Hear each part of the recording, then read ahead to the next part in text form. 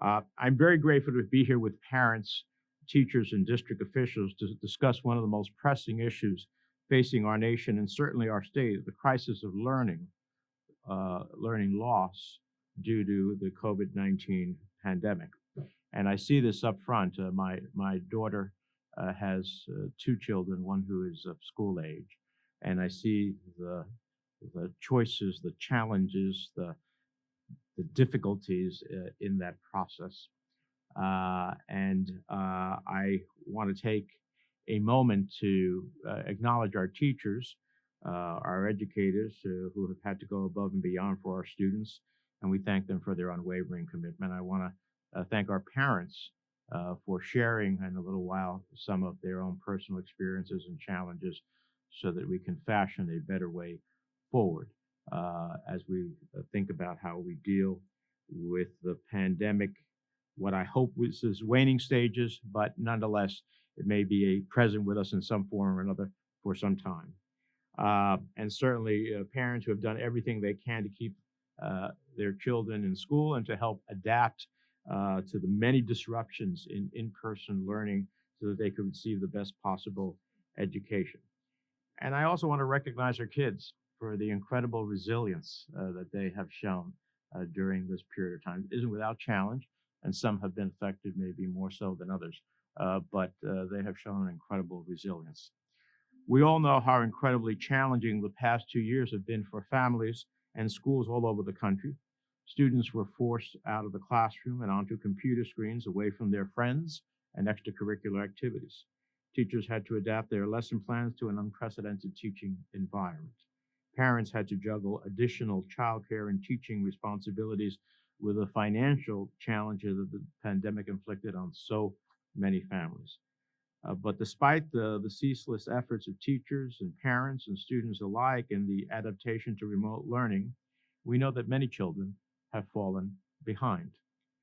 An analysis from McKinsey in July found that nationally, K-12 students on average were 5 months behind in math and 4 months behind in reading.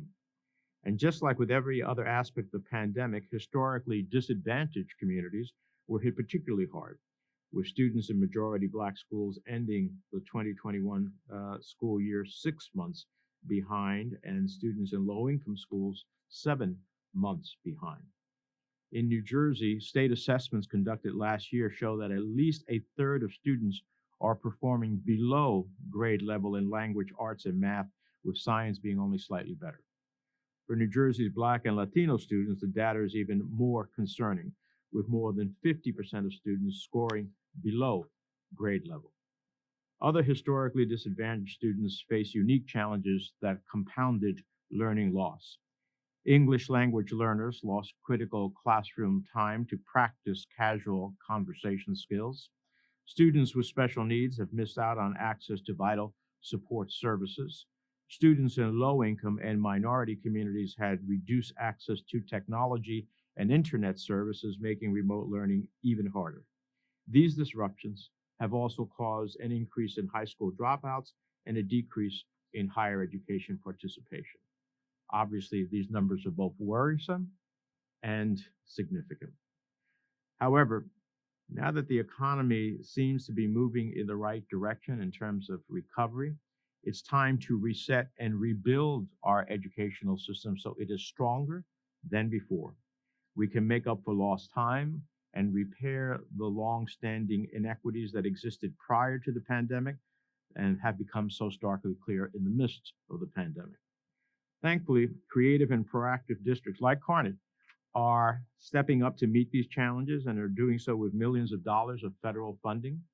I was proud to work with Congressman Pascrell and others in Washington to pass President Biden's American Rescue Plan, which provided $130 billion to help our K-12 schools open safely this past fall. In total, this bill provided New Jersey's K-12 schools with more than $2.76 billion in emergency funding relief. Getting this funding into New Jersey schools is the key to making up for that lost classroom time.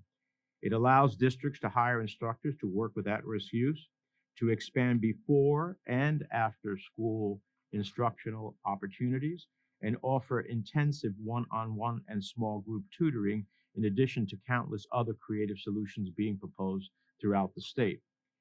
Here in Kearney, the school district has received about 11 million of American Rescue Plan emergency relief funds, which are being utilized on a variety of programs to assist in addressing learning losses and emotional and mental health needs. Kearney used federal funding to provide wireless internet to students who couldn't afford it to help address the digital divide. The district used the American Rescue Plan relief funds to hire an ESL coach, launch an after-school program to help K-8 students, and hire a new social worker. The additional federal funds have allowed Kearney schools the flexibility within its own district budget to provide assistance to working families by covering the costs of before and after care.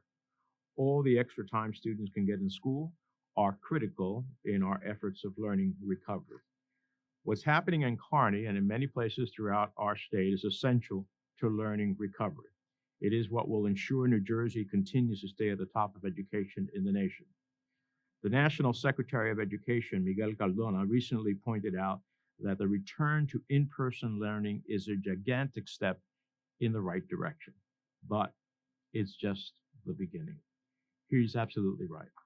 We have a long and challenging road ahead of us to fully address learning loss and get our students back to where they need to be. But thanks to the American Rescue Plan, our school districts have the tools and funding to begin to address these issues. They have the resources they need to reset and build back better.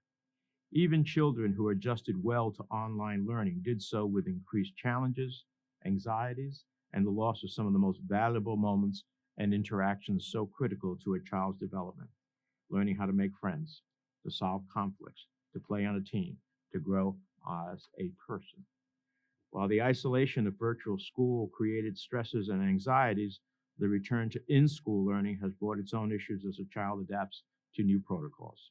This is one of the reasons I introduced the Pursuing Equity in Mental Health Act. The legislation would address mental health issues young people are facing, particularly in socially and economically disadvantaged communities. My bill would provide grant funding to establish behavioral health programs to help bridge the gap in racial and ethnic minority mental health disparities. One of my greatest points of pride has always been representing a state in which we have some of the best schools in the entire nation, a state that invests in what's needed in their children and their futures.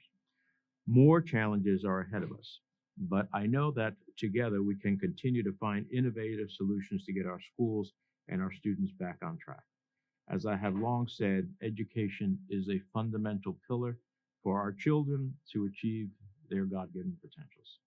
And as the United States Senator privileged to represent the state, I'm never going to stop fighting to ensure that you all have the resources you need to fully recover from the pandemic.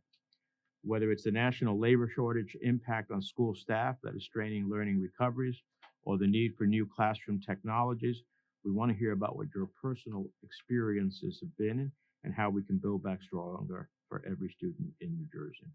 With that, let me turn to my colleague, Congressman Passarell, for a few remarks.